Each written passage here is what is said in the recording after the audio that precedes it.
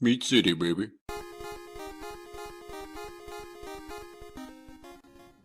Hello and welcome back to Meat City Gaming. JD here with Chapter 13 of my Banner Saga 2 hard difficulty playthrough. And this is the last chapter that we have in which we're with Bolverk and his caravan. And it is, I think, the most difficult chapter in the entire game for the Banner Saga 2. There is another chapter, and technically two, but the last one is just one single battle. So there is one more full chapter after this one, but you get to use Eyeless in that chapter. And again, Eyeless is just so overpowered that she can make even the final battles in the game trivial. So this caravan, Bolverk's caravan, doesn't have access to Eyeless, doesn't really have access to any archers at all. The closest we get is Ollie throwing his axes, and that makes things a little bit more difficult. There are some really tough battles in this chapter. Some of them are unavoidable. One or two you can avoid, but there are some strong enemies, some Dredge with 20 armor, 20 health, more than that.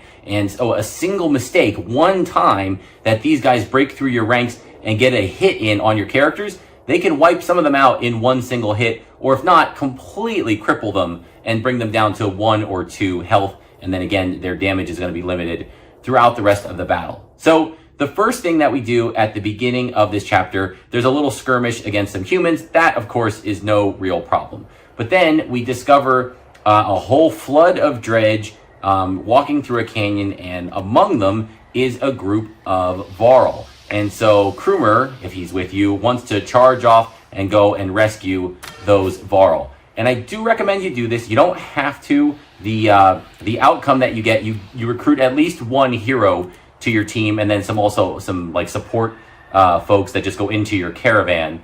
But the Varl that you recruit is Fasolt, who was in the Banner Saga 1. I don't know if we ever got to play with him. I think we did.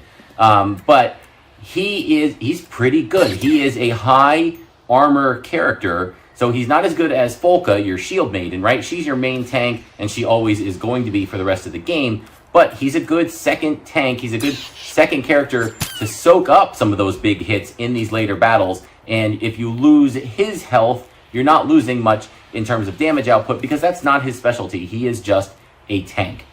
So I do recommend you try and go and rescue the Varl. If you let Krumer go off on his own, later he'll come back and he'll have some folks with him. But I recommend you engage in the battle with him. You help Krumer, because then you'll get the extra Varl now, and he can be useful for the upcoming battles. So one thing to keep in mind, of course, we don't want to fail and lose a battle, and getting your characters beat up really bad is also not great. Supplies start to get a little thin in this final chapter, and so you want to make sure that you're not crippling Bolverk for 6 days and then you have to try and rest, and then are you running out of supplies? So you need to do these battles, but you also kind of need to do them pretty cleanly. And so if you have a bad start, restart the battle, right? Don't limp through and finish a battle with 2 characters on their feet and everybody else injured. It's going to compound later in the chapter, because these battles just build on each other, and there's kind of this like mad dash at the end of the chapter to reach this final town. And again, the battles follow one after another, and they are all difficult. You want your team at as close to full strength for all of them as possible. So the other thing that you need to keep in mind when you're doing this fight is that we have the last battle coming up, and we'll cover that in a separate video, right? So this is going to cover the chapter all the way up until the final fight against Eyeless again. It's round 2 of our battle with Eyeless. But when we get there, before you start that battle, you need to make sure that Bolverk is ready for his role in the final chapter. So we've discussed this a little bit before. It is a little bit of a story spoiler, but we're getting close enough now where I think we can talk about it. Bolverk is going to be the enemy that you fight in a one-on-one battle in the final chapter. So 2 chapters from now. And it's a one-on-one fight where you use Ivor against Bolverk. And so this is why early on in the playthrough, in the guide, I said, don't upgrade Bolverk too much. Don't make him too strong, because if he's too strong, your Ivor won't be able to keep up, and their Bolverk is just going to run all over you. And if he does that, you'll lose the battle, and there's no way you'll be able to win, and you'll lose out on the challenge achievement to complete the game without losing a battle. You can lose that battle and still beat the game on hard difficulty, but you won't get that achievement. So going into the final battle, again, which we'll cover in detail in the next video, give Bulwark the item that you wanted to have, not only for this final battle against Eyeless, but for the battle against Ivor. And so you don't want it to be an item that's too good, right? Don't give it something that like pumps his stats way up. I actually gave him, there was an item that gave him less armor. I think it was like -2 armor, and it might have given him extra crit chance. And that was fine, because if his armor's lowered, you can control the engagement with Ivor and get the first hit in. And if you do that and Bulwark has less armor, you're chunking down his health. And then when he does get to take his turn and attack, he won't be doing as much damage, and you'll win the battle. So we'll cover that again in more detail in the last video for that chapter. But for the rest of this chapter, once you save the Varl, once you save Fasolt, there's, I think, 3 more battles. You might be able to avoid one of them, but do you want to? Maybe, but maybe not, because it's really important to get as much renown as possible. Renown is in short supply for this caravan. There is no easy infinite trick like there is for Alet's crew, and you need that renown so that your characters can be as buffed up as possible for the final battle with Eyeless. I would focus on, you probably need Bulwark to level 8. I mean, he's got to be somewhat decent because he is one of your best characters, and you need to have some good characters to get through the hard difficulty playthrough. Folka is crucial. You need her armor as high as it can go. After that, it doesn't really matter how much you take her beyond that, but you definitely want her armor and her armor traits to be stacked so that she is avoiding armor damage and has as much armor as possible, because she is going to be your main tank. And then I really like Ollie, the axe thrower, because he can be at range and he can do multiple hits with his special ability. He can throw 2, 3, 4 axes, usually you miss one and that ends his chain, but the possibility is there. And there are some good items that you get. I think one is a level 8 item and one is a level 9 item. So if you can get Ollie to level 9, I recommend doing so you can give him this really good ranged item. I think it's the Tool of Scaldings, something like that, which will make him even more deadly. And that's really important for this chapter and for the final battle, which we'll get to in the next video. So other than that, it is pretty straightforward. It's just kind of this mad dash. It's battle, battle, battle, battle. There is an opportunity for an item or two along the way. And one of the battles, I think it's the final battle in the chapter before you get to the last boss battle, it has a little bit of an interesting mechanic. So you get trapped by, you're in like this little valley, and you get trapped and ambushed by the Dredge. And in order to win the battle, what you need to do is destroy these little snow piles that are behind you. So you spawn, your team has its starting location. In front of you are a whole bunch of Dredge. They are strong, and they come in hot and heavy. And then behind you is all these snowbanks. And you need to just eliminate all the snowbanks, and the battle will immediately end. You don't have to kill a single enemy. And I probably recommend you're not at 100% and you're going into the final battle against Eyeless, right? You're kind of just getting across the finish line. So if you can buff a character or two, do it. But the main focus should be on eliminating those snowbanks. And there are some ways to do it pretty effectively. Bulwark, of course, can do a double attack. So if you have him lined up on one snowbank, he'll almost always take it out in one hit. The spin attack, he can hit 2 or 3. I don't think there's ever a location you can put him to hit 4 snowbanks like he could if they were set up that way, but I don't think they're set up that way. 3 is definitely doable. So Sigborn can do a spin and do 3, and he might be able to take all 3 out if you've upgraded him enough, or he can damage 3, and then some of your weaker characters come in and just poke those 3 damaged snowbanks to eliminate them. So Bulwark is good for that. Sigborn is good for that. Ollie can stand back and throw at range, and then you're going to want your tanks in the front to kind of sit there and take the hits as those Dredge start to march towards you, because they're going to come in and try to start doing damage, and you're going to have your main damage dealers facing the other way trying to take out the snowbanks. So it's up to your tanks to take those hits and survive and hold the enemy back while your damage dealers go to work on those snowbanks. And again, the other thing here is when you have powerful Dredge on the enemy team, delay, and it doesn't work so much for the snowbank battle, but the other battles, deploy your team as far from the enemy as possible. Make them walk to get to you. Make them spend turns getting to you, because they'll get in each other's way. They'll start to block each other, slow themselves down, bunch themselves up, and then you'll get to feel the turn order out. And you'll say, oh, okay, that Dredge will be vulnerable because the big guy is going after him and he's trapped. And so I can come in, get a hit on the little guy, do some damage, and I know that that big guy will still be locked in there and not be able to retaliate against my vulnerable guy, right? So use the enemy's pathfinding against them. Other than that, there is one kind of special battle. At the end of the previous Bulwark chapter, after the battle with Eyeless, after the battle with the warped Dredge, there's a chance to, you'll run into a StoneSinger, and Zephyr can talk to it, and she says, hey, we should bring this thing along. I recommend you do that. If you do, in one of these battles in this chapter, the StoneSinger will try to help. If you let him, you have to go against Folka. She wants to shut it up. You have to go against her and side with the StoneSinger and let it do its thing.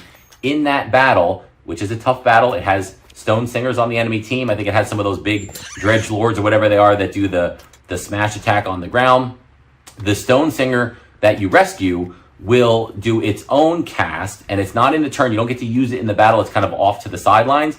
But while it's there, it will cast a spell that will reduce the enemy armor, which can be very helpful when some of these enemy Dredge are really big and strong. Reducing 2-3 armor off of them can help you get those big hits in early and reduce their health down.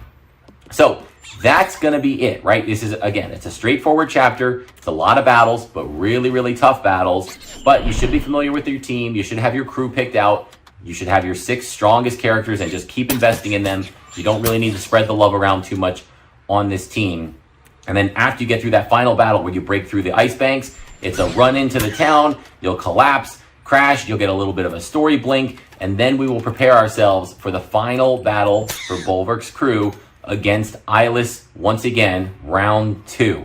And that will be covered in detail in the next video because we'll give a detailed discussion of the Intense Repossession achievement, which I think is easiest to earn in this final battle in this chapter. So hopefully you'll join me for that video, and I'll see you then.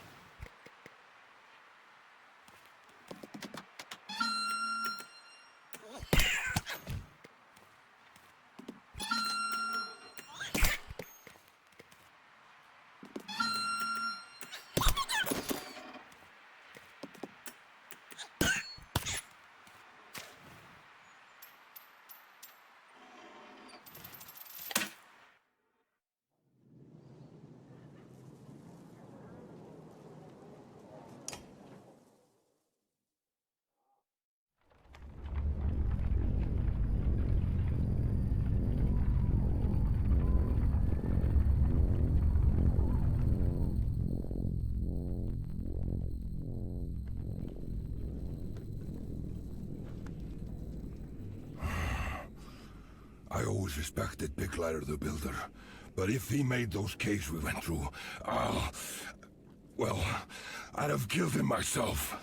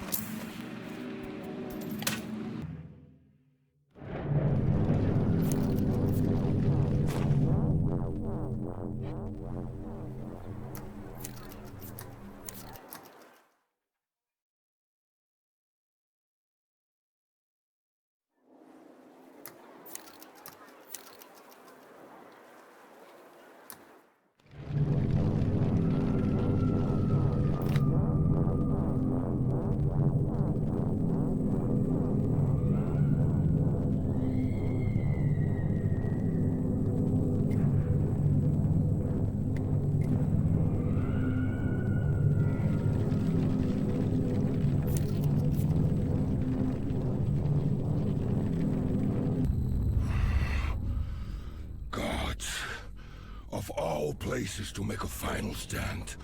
I bring us to the old fort. A human bridge that should have crumbled 100 years ago.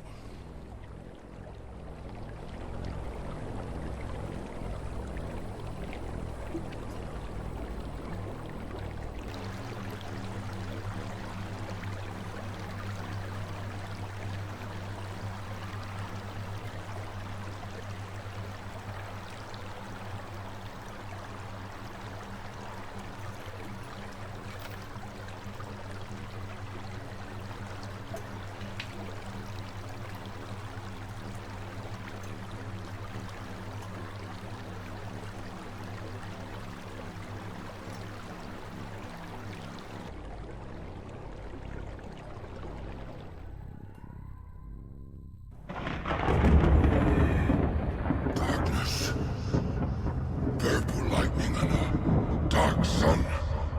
What in the depths is this?